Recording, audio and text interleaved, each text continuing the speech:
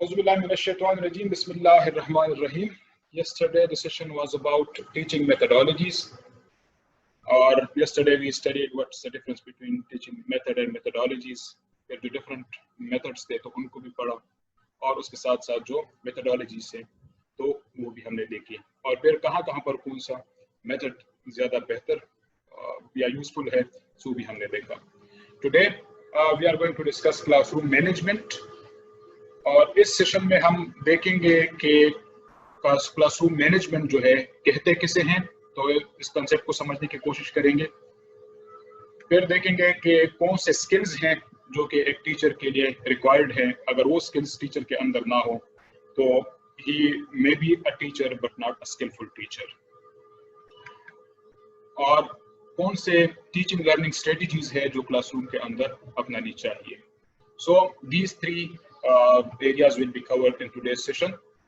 A classroom management का concept, skills और teaching learning strategies. Classroom जिस तरह के आप सब working teachers हैं, so a group of students meeting regularly to study a subject under the guidance of the teacher. बाज़ औक़ात मल्टी ग्रेड या मल्टी ग्रेड भी उसको कहते हैं, या इंटीग्रेटेड क्लासरूम भी उसको कहते हैं, जिनके लिए इंटीग्रेटेड करिकुलम बनता है.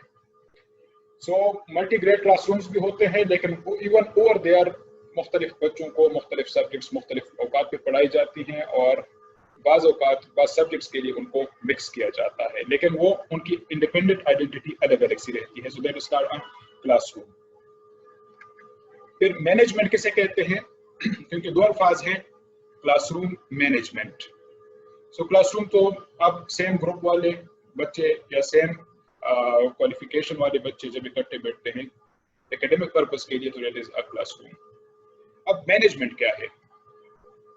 Management is the art of planning. ये वही डिफिनीशन है जो आप लोगों ने जो मैनेजमेंट या एचआरएम में आप लोगों ने मैनेजमेंट की डिफिनीशन देखी होगी, लेकिन आज एक हम कंटेक्चुअल बनाएंगे कि ये क्लासरूम के कंटेक्स्ट में ये मैनेजमेंट को हम किस तरह से इंटरप्रेट करेंगे. सो the art of planning. Planning हमेशा किसी एक्टिविटी से पहले की जाती है, यानी फील्ड में जाने से पहले जो हम तो रूटीन की जो एक्टिविटीज हैं उनको प्लान करते हैं, दैट इज कॉल्ड प्लानिंग. अब क्लासरूम के कंटेक्स्ट में देखें कि क्लासरूम के कंटेक्स्ट में प्लानिंग क्या है. जो हम लेसन प्लान बनाते हैं that is part of the planning. उसके अंदर जो असेसमेंट के क्वेश्चंस डालते हैं that is part of the planning. इसी तरह से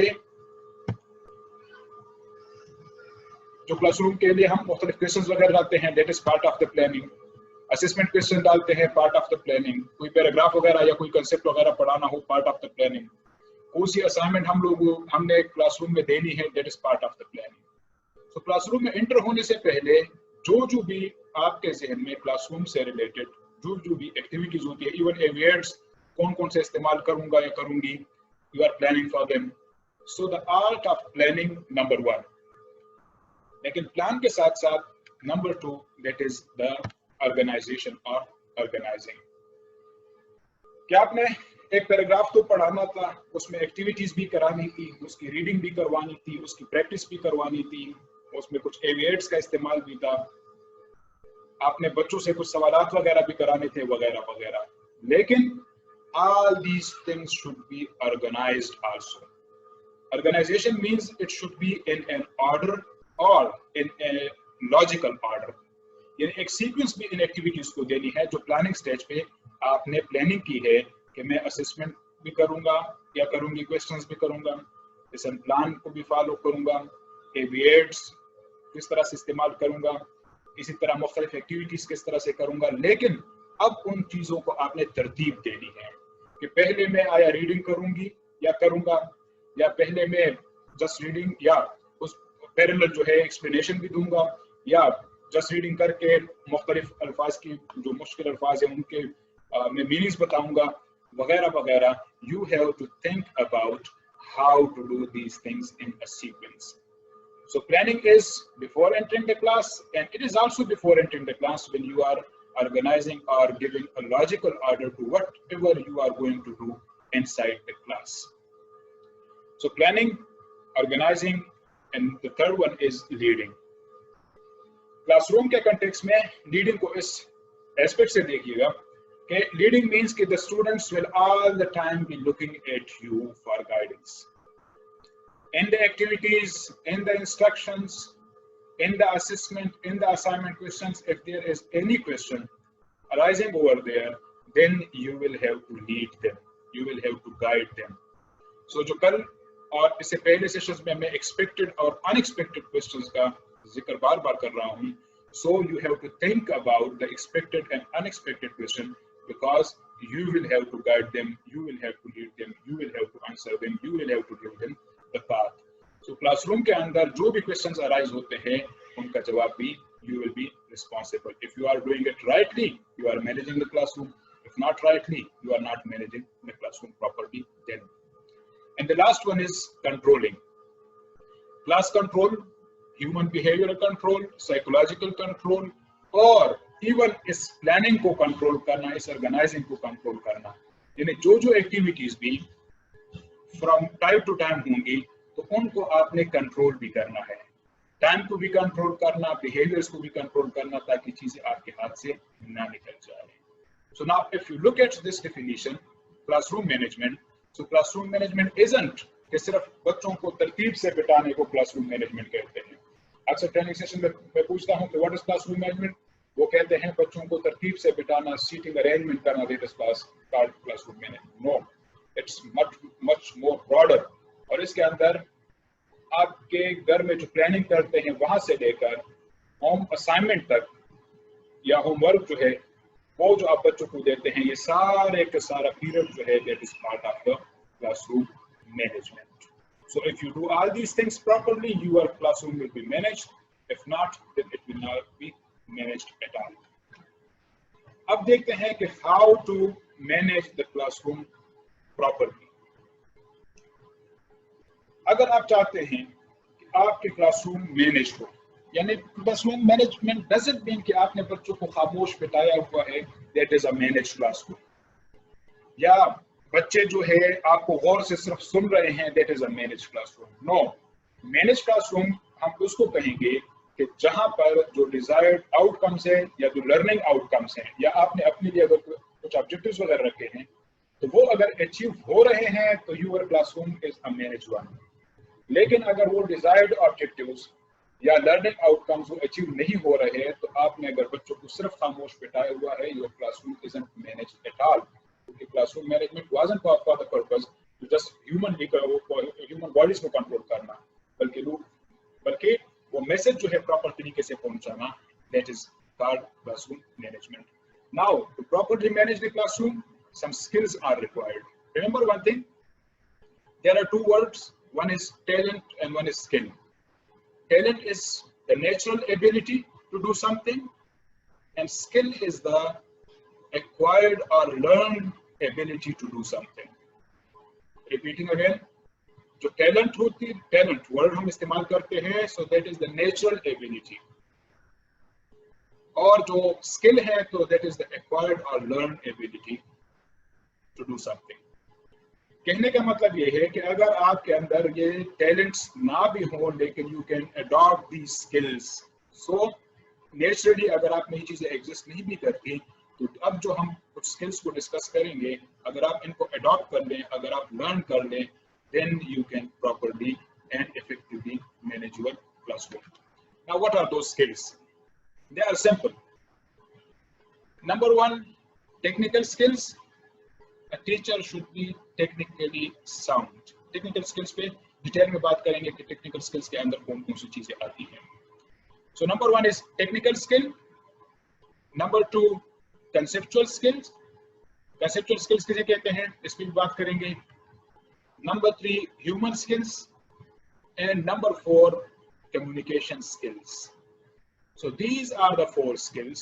और हर एक स्किल जो है आपके पर्सनैलिटी के डिफरेंट एंगल्स को डिफाइन करती है, उनको बेहतर बनाती है. अब देखते हैं कि टेक्निकल स्किल्स किसे कहते हैं, इनके फवायद क्या होंगे, कंसेप्चुअल स्किल कौन से हैं और इनके फवायद क्या होंगे, ह्यूमन स्किल कौन से हैं, इनका आपको क्या फायदा होगा, और अगर आप कम्युनिकेशन स्किल्स को अडॉप्ट करेंगे तो इसका आपको क्या फायदा होगा. Let's start with the technical skills. Technical skills mean हर एक फील्ड की अपनी टेक्निकलिटीज होती हैं, कुछ टेक्निकल टर्म्स होते हैं, कुछ टेक्निकल मेथड्स वगैरह होते हैं. सो अगर आप एजुकेशन या टीचिंग लर्निंग प्रोसेस को देखें, सो वहां पर जो टेक्निकलिटीज हैं, जो टेक्निकल, अगर आप उनकी टेक्निकलिटीज को नहीं जानते, so you will not be a technically sound person then. Number one is lesson plan का बनाना. Now ask this question from yourself, that whether you know how to develop a lesson plan or not. अगर आप lesson plan को develop कर सकते हैं, तो आपका टेक्निकल एस्पेक्ट या टेक्निकल स्किल का एक एरिया जो है that is covered. You are technically sound. इस तरह करिकुलम के डॉक्यूमेंट का आप कुछ पता है कि नहीं है, आप उसको रीड कर सकते हैं, उसको इंटरप्रेट कर सकते हैं कि नहीं कर सकते, क्योंकि the books are based on the curriculum. इस पे हम तफसीली बात कर चुके हैं. जो लर्निंग आउटकम्स है, स्टूडेंट लर्निंग आउटकम्स, उनके आप वर्डिंग को समझ सकते हैं, उनकी इंटरप्रिटेशन कर सकते हैं कि नहीं कर सकते, उनके बेस पर आइटम्स और असेसमेंट कर सकते हैं कि नहीं कर सकते. These are the technical things. So number one is lesson plan, curriculum and SLOs. How to make a lesson plan, how to read a curriculum, and how to achieve SLOs, and how to read and interpret the SLOs. Number one. Number two, जो methods हैं, different teaching techniques हैं और strategies हैं. If you know these things, लेकिन we go for shopping, या हम अक्सर कपड़े वगैरह सिलाई के लिए लेते हैं, so उस बंदे के पास लेकर जाते हैं जिनके हाथ में सफाई हो, या जो डिफरेंट तरीकों से चीजों को कर सकता हो, जो मुश्किल डिजाइन जो है वो बना सकता हो. क्योंकि वो मुश्किल डिजाइन बना सकता है कि वो टेक्निकली बड़ा साउंड है, उनको डिफरेंट मेथड्स वगैरह आते हैं, उनको डिफरेंट टेक्निक्स वगैरह आती हैं. Now let's look at the difference between methods. Let me say at this stage कि हर एक सब्जेक्ट के अपने अपने टीचिंग मेथड्स भी होते हैं. जिस तरह के इंग्लिश के लिए है तो ग्रामर ट्रांसलेशन मेथड है, डायरेक्ट मेथड है, या फ्रेजल मेथड है, या ऑडियो लिंगुअल मेथड्स हैं. So these are the different methods of teaching a particular subject. इस तरह मैथमेटिक्स को पढ़ाने के 8 डिफरेंट मेथड्स हैं, जिसमें प्रॉब्लम सॉल्विंग, एनालिटिकल वगैरह वगैरह. इस तरह साइंस सब्जेक्ट्स को पढ़ाने के लिए, जिस तरह की कल परसों बात हो रही थी कि इंडक्टिव है, डिडक्टिव है, इस तरह सोशल साइंस में इंडक्टिव डिडक्टिव रीजनिंग जो है, दैट इज अ मेथड. इस तरह techniques and strategies. Let me explain at this stage that what's the difference between methods, techniques and strategies. Methods को हम तफसील से पढ़ चुके हैं, लेक्चर मेथड, डेमोंस्ट्रेशन मेथड वगैरह वगैरह. लेकिन उस मेथड को करने के लिए फिर स्ट्रेटजीज डिजाइन की जाती है, और स्ट्रेटजीज को करने के लिए फिर टेक्निक्स अपनाई जाती है. Now what is strategy and what is technique? The question is, मिसाल के तौर पर डिस्कशन मेथड था. डिस्कशन मेथड, इसके अंदर एक स्ट्रेटजी ये हो सकती है कि आप कोई सवाल कर ले और पार्टिसिपेंट्स जो है फिर रिस्पॉन्सेज दे दें. 3, 4, 5 रिस्पॉन्सेज जब आ जाए तो फिर आप अपना ओपिनियन दीजिएगा, और जब आप अपना ओपिनियन दे दे तो फिर कंक्लूड कर दीजिएगा. सो डिस्कशन मेथड में एक स्ट्रेटजी ये हो गई. दूसरी स्ट्रेटजी ये है कि किसी भी टॉपिक से रिलेटेड आप अपना ओपिनियन पहले बयान कर लें, और फिर पार्टिसिपेंट से पूछे कि आप मेरे इस राय से इत्तेफाक करते हैं कि नहीं, अगर करते हैं क्यों, अगर नहीं करते तो क्यों. Another strategy. वही डिस्कशन मेथड और उसके अंदर एक और स्ट्रेटजी. आप जो है कोई भी टॉपिक फ्लोट कर दें, और हर बंदा जब रिस्पॉन्ड दे या रिस्पॉन्स दे तो उन्हीं के रिस्पॉन्स से कुछ ना कुछ आप एक्सट्रैक्ट करते जाएं और पार्टिसिपेंट्स के साथ शेयर करते जाएं. इसी डिस्कशन मेथड के अंदर एक और स्ट्रेटजी कि आप दो साथ पार्टिसिपेंट्स को कहें कि आपस में डिस्कशन इसके ऊपर कर लें, और फिर मुझे जिस नतीजे पर आप पहुंच जाएं तो ऑडियंस के साथ शेयर कर लें.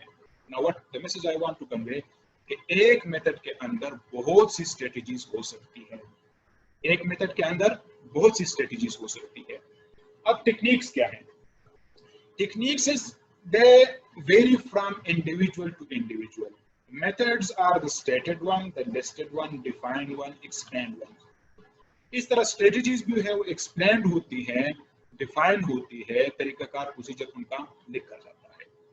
लेकिन जो टेक्निक्स है they are in they show individuality in the sense कि हर एक बंदे की टेक्निक्स जो है वो मुख्तलिफ होती है, यानी techniques vary from individual to individual. मिसाल के तौर पर जब मैं सवाल करता हूं तो मैं एक अंदाज में करता हूं, जब दूसरा पार्टिसिपेंट सवाल करता है वो दूसरे अंदाज में, क्योंकि ना वो मेरी बॉडी लैंग्वेज, ना मेरी आवाज, ना मेरे अल्फाज वो कभी भी वो सेम नहीं ला सकता। यानी हर एक बंदे का अपना अपना अंदाज होता है, अपना अपना तरीकाकार होता है। जो हर एक बंदे का अपना अपना अंदाज, अपना अपना तरीकाकार है किसी चीज को करने का, they are called the techniques. So they are the individualized ways of doing things. So now the question is, the picture is clear to you people कि methods are the generally accepted ways और उनके अंदर strategies होती है, और हर एक बंदा जो different तरीके से चीजों को करता है उसी चीज को, so they are called the techniques. We can imitate the techniques, we should never copy the techniques. Imitate कर लिया करें, कॉपी ना कर लिया करें, क्योंकि उनकी तरह न आप आवाज ला सकते हैं, न बॉडी लैंग्वेज ला सकते हैं, और न अल्फाज का चुनाव। So it will make you technically strong. Number 3 is the assessment techniques. Assessment techniques में कौन कौन सी आती है चीजें? आइटम राइटिंग, सवाल का बनाना। आपसे अगर मैं पूछूं कि कितना टाइम लेते हैं या लेती हैं आप सवाल के बनाने में, so your answer will be कि within few minutes I can prepare or develop a paper.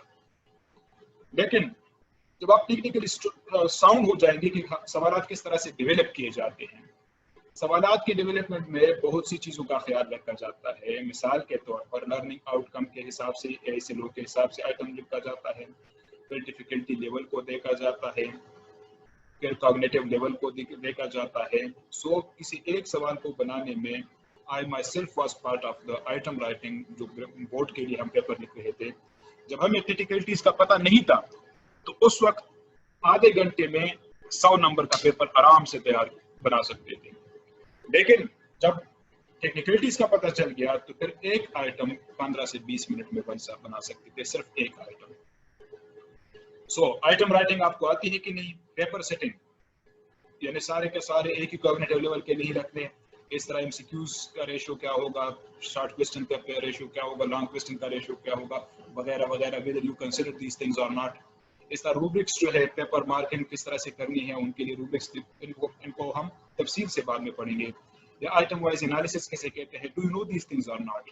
If you know all these things, you are technically sound. If you don't know, then you are not technically sound at all. You are not a technically skillful person. इस stage पर मैं बता दूं कि इस lesson plan के अलावा ये जो हम आपके लिए ये सेशन रख रहे हैं, यानी ये जो 3 वीक्स का है, तो curriculum, SLOs, teaching methods, teaching techniques, strategies plus assessment techniques, ये सारे के सारे इसी ट्रेनिंग सेशन में हम कवर करने वाले हैं। So we will make you technically strong. सिर्फ लेसन प्लान इस कोर्स में शामिल नहीं है, बाकी सारी की सारी चीजें हम शामिल कर रहे हैं इसी कोर्स में जो आपके लिए है। Number 2, conceptual skills. Conceptual skills कौन से हैं? कंसेप्ट का लफ्ज आप लोगों ने सुना होगा और आइडिया का लफ्ज भी आप लोगों ने सुना होगा। आइडिया कहते हैं an image form in mind, sorry, an image form in mind. Concept कहते हैं आपके जहन में जो तस्वीर बनती है किसी भी चीज के लिए, उसको आइडिया कहते हैं। अगर ये पिक्चर साफ सुथरी हो तो इसको कहते हैं कंसेप्चुअल क्लैरिटी। अगर ये धुंधली हो तो you are not conceptually clear. कोई भी कंसेप्ट, कोई भी टॉपिक पढ़ाने से पहले अपने जहन में उस टॉपिक से रिलेटेड, ऑडियंस से रिलेटेड जो पिक्चर आपके जहन में बनती है, अगर वो साफ सुथरी है तो यू आर कंसेप्चुअली क्लियर। लेकिन अगर वो तस्वीर साफ सुथरी नहीं है तो you are not conceptually clear. So ये मैं बता चुका हूं कि clarity of a picture in the mind किसी भी सब्जेक्ट। मिसाल के तौर पर, ये सिर्फ आपको अंडरस्टैंड करने की एक मिसाल दे दूं कि मैथमेटिक्स का कंसेप्ट कोई समझा रहे हैं आप, वहां पे डिफरेंट स्टेप्स होते हैं, 5 स्टेप्स या 7-6 स्टेप्स हो सकते हैं। اور یو آر کنفیوز کہ میں جب تیسرے اسٹیپ پر پہنچ جاؤں گا یا پہنچ جاؤں گی تو شاید یہاں پر میں بھول جاؤں. اس کا مطلب یہ ہے کہ گھر میں بار بار پریکٹس کر لیں کہ آپ کے سامنے پکچر بالکل کلیئر ہو جائے کہ میں جب بورڈ پہ سوال حل کروں تو بالکل اے ٹو زیڈ سب کچھ clear who. If that picture is clear, you are conceptually clear. اس طرح اگر انگلش پڑھا رہے ہیں کوئی پیراگراف وغیرہ اور اس کے اندر ایک لفظ ہے جس کے اوپر آپ کو کنفیوژن ہے کہ اس کی میننگ پتہ نہیں کیا ہوگی اور کلاس روم میں انٹر ہونے سے پہلے آپ وہ کلیئرٹی اپنے آپ میں نہیں لاتے کہ اس کی میننگ کیا ہے, اس کی انٹرپریٹیشن کیا ہے, تو کلاس روم کے اندر پھر آپ دیکھیں گے you will be confused because the picture will not be clear in your mind. لیکن اگر کلاس روم سے پہلے آپ اس لفظ کو کلیئر کر لیں تو it will give you confidence اور آپ پھر آرام سے وہ چیز بندوں کو سمجھا سکتے ہیں. سو کوئی بھی ٹاپک پڑھانے سے پہلے اپنے ذہن میں پکچر کو کلیئر کیجیے گا. اور اس کے لیے آسان طریقہ یہ ہے کہ کوئی بھی ٹاپک پڑھانے سے پہلے جتنے بھی ایکسپیکٹڈ کوسچنز ہوتے ہیں اور جو ان ایکسپیکٹڈ کوسچن بھی ہوتے ہیں تو وہ اور ان کے آنسر جو ہے اپنے پاس لازماً تیار کر لیں. یعنی آپ کو پتہ ہے کہ اس ٹاپک سے ریلیٹڈ آڈینس یا اسٹوڈنٹس مجھ سے یہ سوال کر سکتے ہیں تو ان کے لیے لازماً سوال کے لیے جواب بھی پہلے سے تیار کر دیں اور وہ جواب اپنے آپ سے پوچھے گا, سوال اپنے آپ سے پوچھے بھی اور جواب اپنے آپ کو دے دے. اگر آپ سیٹسفائیڈ ہیں اس آنسر سے اپنے لیے تو your audience will be satisfied. لیکن اگر آپ خود ہی سیٹسفائی نہیں ہیں تو آپ کی آڈینس کبھی بھی سیٹسفائی نہیں ہوگی. So it is about کنسیپچوئل clarity اور کنسیپچوئل اسکلس. کوئی بھی ٹاپک پڑھانے سے پہلے ہر اینگل سے اپنے آپ کو کلیئر کر لیجیے گا. اور کلیئرٹی کے لیے ایک بہترین وہاں پہ 4 P's کا لفظ تھا. Sorry I didn't explain. یہ 4 P's ہیں لیسن پلان کو بنانے کے, یعنی P1 فار پریپریشن, پھر پریویس نالج ہے, پھر پریزنٹیشن ہے اور پھر پروڈکشن ہے. بلکہ اس میں ایک پریکٹس کا لفظ بھی آ جاتا ہے. So these are the 4 P's: preparation, presentation, practice and production. These are the 4 P's. سب سے پہلے P for presentation, preparation. The second one is presentation. The third one is practice, and the fourth one is production. جو 5 P's ہیں, they stand for prior preparation prevents poor performance. P1 prior, P2 preparation, P3 prevents, P4 poor and P5 performance. یعنی جب آپ پہلے سے تیاری کر لیتے ہیں تو آپ کی پرفارمنس پوری نہیں جاتی. Prior preparation prevents poor performance. Third number is the human skills. آپ کی ڈیلنگ جو ہے کلاس روم کے اندر بچوں کے ساتھ ہوتی ہے اور روزانہ کے بیس پر وہ مختلف موڈز لے کر آتے ہیں, مختلف بیہیویئرز لے کر آتے ہیں روزانہ کے بیس پر. یعنی ضروری نہیں ہے کہ ایک بچہ جس طرح تھا تو ہمیشہ اس طرح سے ہو, یا کلاس روم جو تھی جس طرح تھی تو ہمیشہ اس طرح سے ہو, کیونکہ بچوں کے اندر یا ہیومنس کے اندر ایموشنز ہوتے ہیں, ان کی فیلنگز ہوتے ہیں جو کسی بھی وقت چینج ہو سکتے ہیں. تو آپ کو کے پاس ہیومن اسکلز ہونی چاہیے. How to deal with the people. Now, how to deal with the people? For that purpose, number one thing you should do, you should make your classroom inclusive.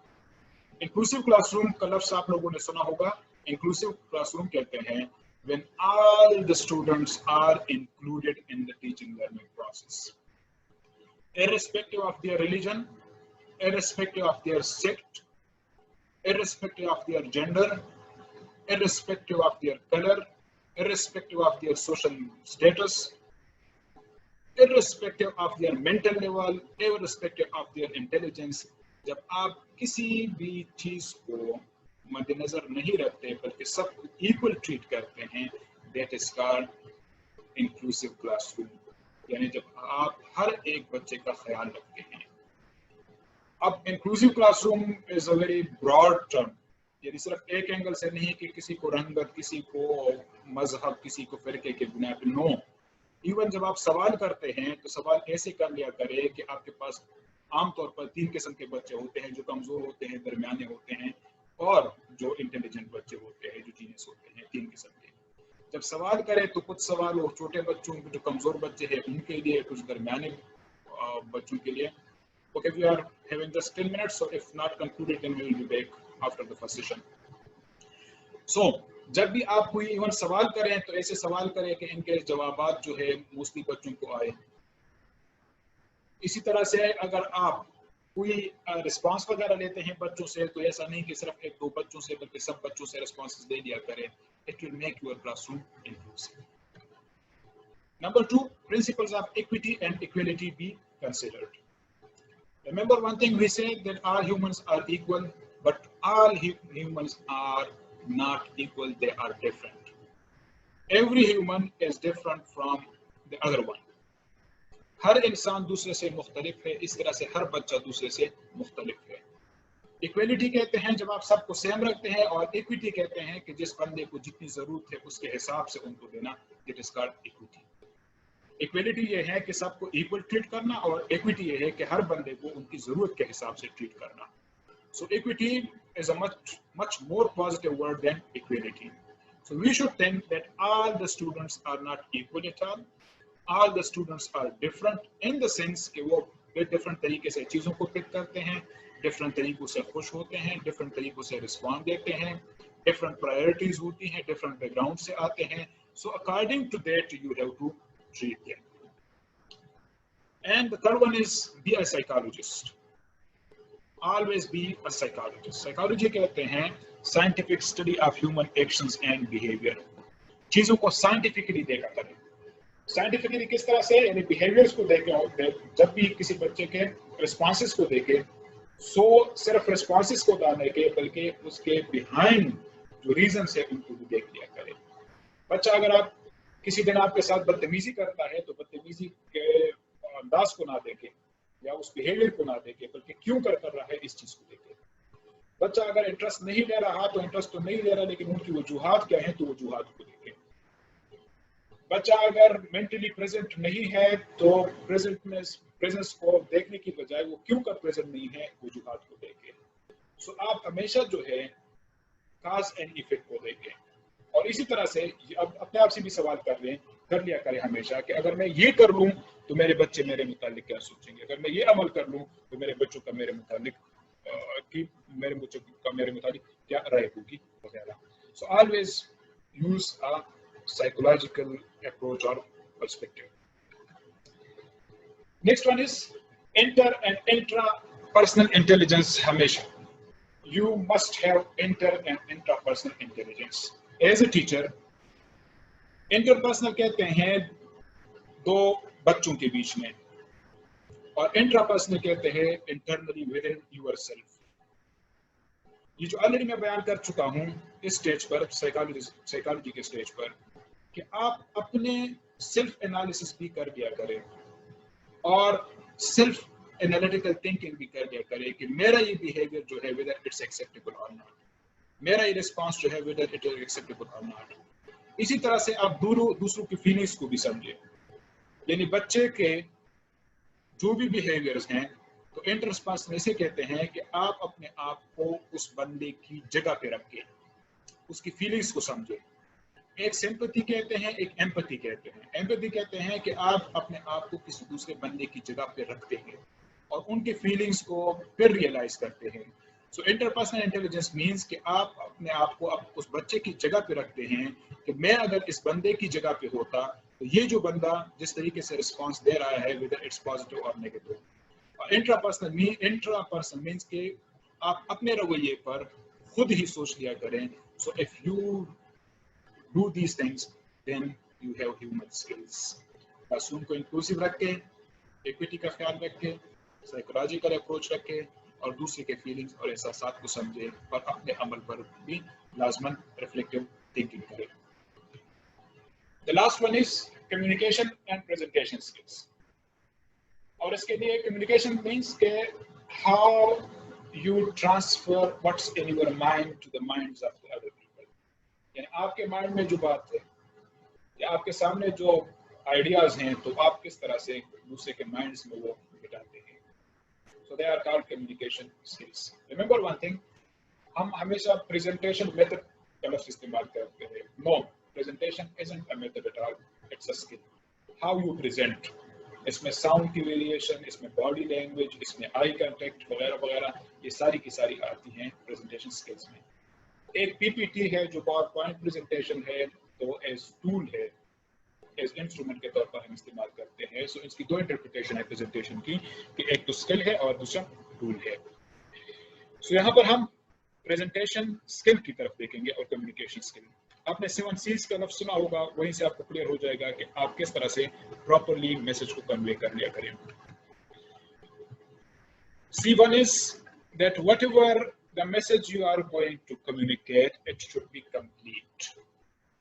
Incomplete message कभी भी बच्चों को ना दिया करें, बच्चे कंफ्यूज हो जाते हैं। C2 is conciseness. Conciseness में कहते हैं इख्तिसार को, कि जितने कम अल्फाज में आप मैसेज को कम्युनिकेट कर सकते हैं, that will be better. जहां पर जरूरत हो तफसील में जाए, जहां पे जरूरत ना हो तफसील में हरगिज ना जाए। Third C is consideration. Consideration means कि आपके पास आप जिन ऑडियंस को बात कर रहे हैं तो उनको कंसिडर करें। कंसिडरेशन से मुराद ये है कि उनका मेंटल लेवल क्या है, वो किन चीज़ों को किस तरीके से पिक कर सकते हैं, किन मिसालों से पिक कर सकते हैं। So consider the audience before communicating something. Number 4 is clarity, कि आप जो भी मैसेज कम्युनिकेट करना चाहते हैं तो मैसेज बिल्कुल क्लियर हो, मिसालें बिल्कुल रिलेवेंट हो, मिसालें बिल्कुल क्लियर हो, यानी जो कंसेप्चुअल क्लैरिटी की हम बात कर रहे थे। So that is this clarity. Number 5 is concreteness.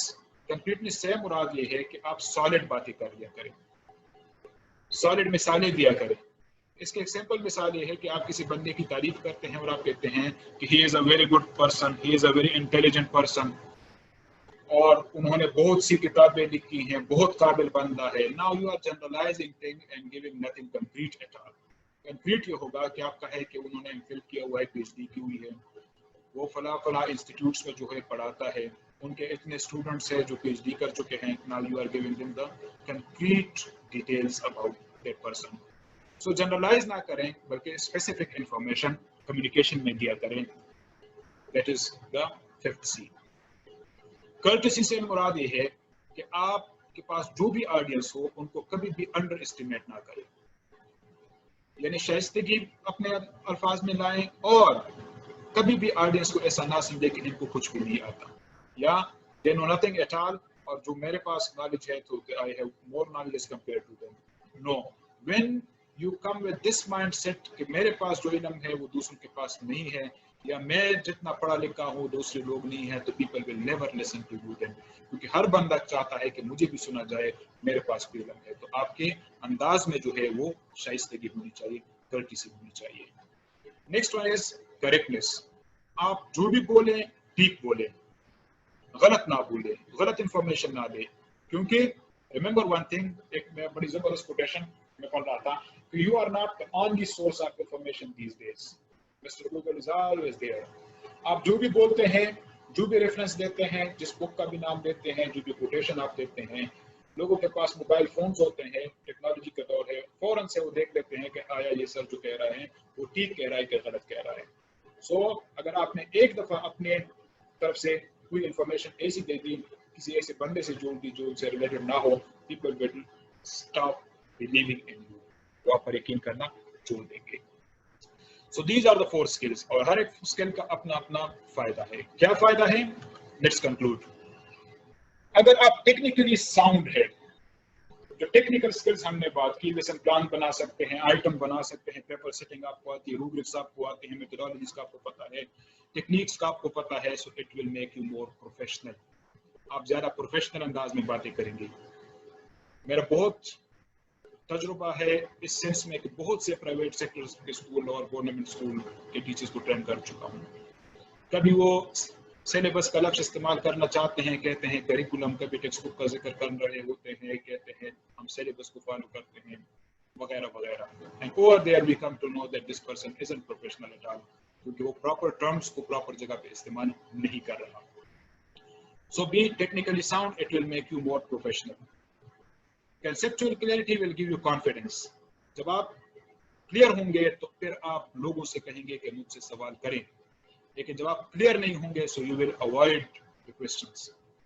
So in the classroom be clear, it will give you confidence. Resume where we left. Technical skills will make you professional, and conceptual skills will give you confidence. जो human skills हैं, it will make you friendly and socially acceptable.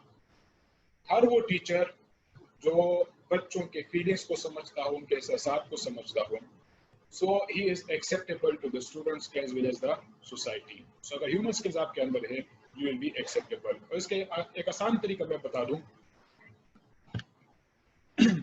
human skills के लिए कि always start from the minds and hearts of the people.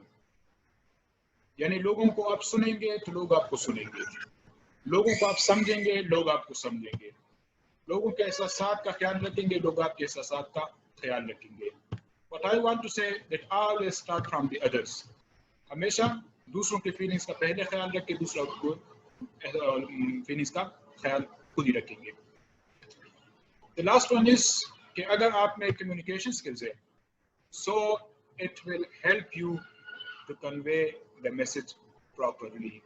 ऐसा हरगिज़ नहीं होगा कि आप बोलना कुछ चाहेंगे और बोल कुछ और रहे होंगे, कहना कुछ चाह रहे होंगे और मैसेज को कुछ और कम्युनिकेट कर रहे होंगे. So always practice all these 4 skills. Your classroom will be properly managed then. क्योंकि आप conceptually clear है, topics पे आपकी clarity है, technically sounds है, different teaching methods और strategies आप इस्तेमाल कर रहे हैं, और साथ साथ में बच्चों को भी साथ पैरेलल लेके जा रहे हैं, उनके फीलिंग्स का भी एहसास है आपको, और जो मैसेज आप दे रहे हैं तो उसमें आप बिल्कुल क्लियर हैं, वाज़ेह हैं, and you know how to communicate also. So आपका classroom your classroom will be properly managed then.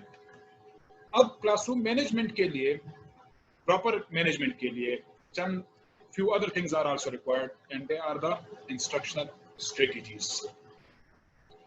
Instructional strategies से मुराद ये है कि आप किन किन strategies से अपने क्लासरूम को ज़्यादा interactive बना सकते हैं. Remember one thing, in the beginning we discussed कि एक मेथड के अंदर बहुत से strategies हो सकती हैं. Now it's up to you कि आप situationally कौन-कौन से strategy को उठाते हैं. Remember one thing, always be unpredictable और routine से हटकर चीजें काम कर लिया करें. People will take interest in. लेकिन जब आप routine पे चल रहे होते हैं, people can predict your things in advance. So always be unpredictable. कहने का मतलब ये है कि कभी एक strategy का इस्तेमाल कर लिया करें और कभी दूसरी strategy का. जो कुछ research based आपके पास teaching और instructional strategies हैं, उनमें से चंद मैंने लिए हैं. एक स्ट्रेटजी है KWL, जो बहुत ही मशहूर है. K stand for know, W for want and L for learn. KWL से मुराद ये है, K for know, what the students already know. Number 1, you should know what the students already know. Next one is that what you want to communicate, what you want them to learn. Want की दो interpretation है, what you want them to learn and what they want to learn. क्योंकि एक sentence एक बड़ी जबरदस्त quotation है, कहते हैं don't teach me the way you want me to learn, always teach me the way I can learn. उस तरीके से पढ़ाओ जिस तरीके से मैं सीखना चाहता हूँ या चाहती हूँ. So what they already know, it comes under K. What you want them to learn or what they want to learn comes under W. And by the end of the day, what they have learned, क्या सीखा उन्होंने. So that is the third stage. It's a strategy. Now how to use it? You have to draw 3 lines on the whiteboard or the blackboard. उनको already जो topics आपने समझाए हुए हैं वो K में लिख लें, और उनको जो आज आपने पढ़ाना है तो वो W में लिख लें. और जब सेशन आपका खत्म हो जाए, क्लास आपकी खत्म हो जाए, तो वो आपने जो टॉपिक सिखाए तो वहां पे लिस्ट डाउन कीजिएगा, तो आपका KWL कंप्लीट हो जाएगा. ये माइंड में भी आप बना सकते हैं और ये ब्लैक बोर्ड पर ड्रा भी कर सकते हैं. इवन बच्चों को भी कह सकते हैं कि आपको आज जो आता है इस टॉपिक से रिलेटेड वो K में लिख लें, जो आज हमने सीखा है बेटा ये फला फला टॉपिक सीखेंगे वो W में लिख लें. और जब सेशन खत्म हो जाए, क्लास खत्म हो जाए, तो बच्चों से कहे कि आज हमने क्या सीखा या आप लोगों ने क्या सीखा, अब लर्न में लिख लें. सो डेली बेसिस पर आप अपने और बच्चों की असेसमेंट कर रहे होंगे कि उन्होंने क्या सीखा. That is called KWL strategy. Number 2 is active lecturing. Active lecturing से मुराद ये है कि whenever you are going to deliver a lecture, चाहे वो लेक्चर हो चाहे वो डिस्कशन हो, lecture shouldn't be taken in the same sense as we discuss lecture method. बल्कि इससे मुराद ये है कि आमतौर पर जो रेशियो है that is 30-70, यानी टीचिंग के दौरान, बल्कि एक अगर टाइम मैनेजमेंट पे कभी सेशन हुआ तो वहाँ पे आपके साथ शेयर कर लेंगे. While teaching is preparing, जब आप प्रिपरेशन करते हैं तो 100% आपकी इनपुट होती है और 0% जो है बच्चों की पार्टिसिपेशन होती है प्रिपरेशन स्टेज पर. प्रेजेंटेशन के स्टेज पर जो दूसरा पी है, वहां पर टीचर 70% और 30% इन्वॉल्वमेंट जो है वो बच्चों की होती है जब प्रेजेंटेशन हो रहा है. जो प्रैक्टिस की स्टेज आती है तो फिर 70% बच्चे पार्टिसिपेट करते हैं और 30% जो है टीचर पार्टिसिपेट करता है. यानी आपने गाइड करना है लेकिन आपने सारी की सारी चीजें तैयार नहीं देनी. और जब प्रोडक्शन होती है, असेसमेंट होती है, तो फिर वहां पे बच्चे 100% पार्टिसिपेट कर रहे होते हैं और टीचर की पार्टिसिपेशन 0% होती है. यानी जो शुरुआती थी प्रिपरेशन वाली तो वो प्रोडक्शन में वो उलट हो जाती है. Now what is meant by this active lecturing thing? कि whenever you are going to teach, जो presentation stage है, तो वहाँ पर अगर 7 मिनट आप बात करते हैं तो 3 मिनट बच्चों को भी दिया करें. 7 मिनट्स पढ़ाने के बाद 3 मिनट्स लाजमन उनसे रिस्पॉन्सेस दिया करें. That is called active lecturing. कि हर 10 मिनट्स में 3 मिनट्स आप लाजमन बच्चों को दिया करें कि आपने क्या सीखा, मैंने क्या पढ़ाया, क्या आप लोगों ने पिक कर लिया वगैरह वगैरह, या उनके ज़हन में कोई सवाल वगैरह हो तो वो हर 7 मिनट बाद लाजमन उनको आप कहें कि आप मुझसे सवाल करें. तीसरी जो स्ट्रेटजी है that is minute paper. Minute paper कहते हैं कि आप कुछ वक्त के बाद 1 मिनट बच्चों को दिया करें, बल्कि इट सेज, जो रिसर्च कहती है कि 10 मिनट्स के बाद आप बच्चों को 1 मिनट दिया करें और कहें कि 10 मिनट्स में हमने जो जो डिस्कस किया तो आप फौरन से अपने पेजेस पर विद इन 1 मिनट वो टॉपिक्स जो है कंप्लीट नहीं, सिर्फ बुलेट फॉर्म में आप लिख ले कि हमने क्या क्या डिस्कस किया. इस स्ट्रेटजी को कहते हैं मिनट पेपर. अब ये मिनट पेपर आप डिस्कशन मेथड के अंदर भी, लेक्चर मेथड के अंदर भी, डेमोन्स्ट्रेशन मेथड के अंदर भी, हर एक मेथड के अंदर आप इनको इस्तेमाल कर सकते हैं. So these are the strategies. Fourth one is the peer review. Peer review से मुराद ये है कि बच्चों को टास्क दें और फिर उनको कहें कि एक दूसरे के काम को चेक करें. That is called pair review. यानी एक बच्चे को काम दे दिया, दूसरे बच्चे को काम दे दिया, या सब बच्चों को काम दे दिया, तो it's not possible for you कि आप सारे के सारे पेपर्स या सारे के सारे पेजेस वो खुद ही चेक कर ले, बल्कि नहीं, उनकी रिव्यू आप उनके साथियों से कराएं. सो इफ यू रिमेंबर कि जो इवैल्यूएशन स्टेज था, इवैल्यूएशन ब्लूम टैक्सोनॉमी में जो आखिरी वाला, जो हायर ऑर्डर थिंकिंग का तो लास्ट वन था इवैल्यूएशन. सो आप असल में इवैल्यूएटिंग कैपेसिटी बच्चों की भी डेवलप करते हैं जब आप पीयर रिव्यू कराते हैं.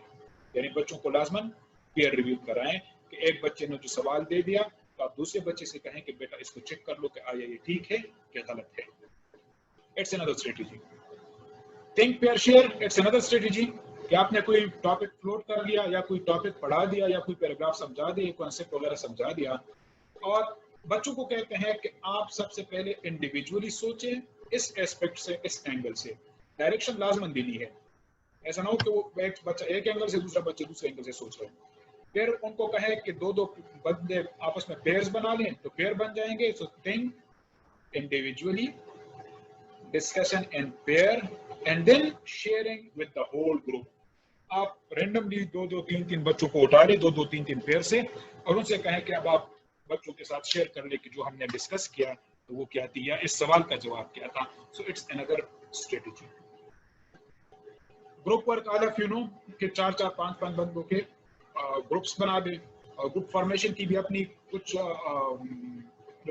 टेक्निक्स हैं कि ऐसा नहीं कि ये ग्रुप हो गया, ये 4 बंदे, ये ग्रुप 5 बंदे. नो, हर ग्रुप के अंदर आपने एक टीम लीडर बनाना है, एक टाइम कीपर बनाना होता है, एक प्रेजेंटर को, एक नोट टेकर को. So at least 4 persons should be over there. हर बंदे की अपनी अपनी रिस्पॉन्सिबिलिटीज भी होंगी, क्योंकि ऐसा ना हो कि आखिर में आप एक से कहें कि आप प्रेजेंट करें, वो कहें कि मैं तो नहीं, दूसरा करें. No, all these things should be identified. So इस स्टेज पे बता दूं कि ग्रुप वर्क बच्चों से भी करा दिया करे कि 4-4, 5-5 बंदे मिलकर आपने जो कंसेप्ट पढ़ा दिया या आपने जो क्वेश्चन फ्लोट कर लिया तो उनका आंसर वो खुद तलाश कर लिया। तो इसकी अपनी अफादियत है ग्रुप वर्क की, क्योंकि वो कॉन्फिडेंस भी आता है, कम्युनिकेशन स्किल्स भी डेवलप होती है। माइंड मैपिंग कर लिया करें। माइंड मैपिंग इसे कहते हैं कि आप कोई भी टॉपिक दे दें और उनसे रिलेवेंट उनके जहनों में जो जो सवालात भी आते हैं या जो भी टॉपिक्स आते हैं, जो भी रिलेवेंट इंफॉर्मेशन आती है, तो उनका एक नेम बना ले। जिस तरह की एक ट्री होती है, इस तरह से एक ट्री बना ले, यानी मेन टॉपिक या मेन थीम जो है वो बीच में रख ले और इर्द गिर्द उनसे रिलेटेड उनके जहन में जितनी भी बातें आती हैं तो वो जस्ट वो वर्ड्स जो है वो हेडिंग्स उसके लिख ले। इसके एक और आसान इंटरप्रिटेशन कि आपने जो टॉपिक भी पढ़ाया, जो भी कंसेप्ट क्लियर करा दिया, तो उनको कहें कि ये था कंसेप्ट और इससे रिलेटेड हमने जो जो चीजें डिस्कस कर ली वो सारी की सारी आप लिस्ट डाउन कर दे। That is also a mind mapping. And the last one is poster session, कि आज के दिन हमने जितना भी पढ़ा तो आप इनको अब एक पोस्टर सेशन, पीएचडी के जो स्कॉलर्स हैं या जो डॉक्टर साहिबान हैं, तो उन्होंने पोस्टर सेशन देखे होंगे कि वो अपनी पूरी की पूरी पीएचडी सिर्फ एक पेज पर या एक पोस्टर पर वो मुंतकिल कर देते हैं और फिर उनकी प्रेजेंटेशन करते हैं। That is called a poster session for them. Students के लिए ये है कि आज आपने जो भी पढ़ाया, पोल्यूशन पढ़ा दिया या एजुकेशन टॉपिक था या इवन मैथमेटिकल कंसेप्ट्स थे, तो उनसे कहें कि अब आप इनको पिक्टोरियल फॉर्म में पिक्चर्स बना दे, ग्राफ्स बना दे, कुछ और जो है वट एवर अवेलेबल, आप बार्स वगैरह बना दे, चार्ट्स वगैरह बना दे। तो इन चीज़ों से इस टॉपिक को आप प्रेजेंट करके लाएंगे। ड्यूरिंग द क्लास भी कर सकते हैं ये एक्टिविटी, और after the class home assignment के तौर पर भी आप उनको ये टास्क दे सकते हैं। So these are the few interactive teaching learning strategies which you can apply, और जो इतनी ज़्यादा टाइम कंज्यूमिंग भी नहीं है। सिचुएशनली आप इनमें से मुख्तलिफ का इंतखाब कर लिया करें। So it was from my side. Now if there is any question you can ask me. Sir साहब इनके माइक्स प्लीज ओपन कीजिएगा।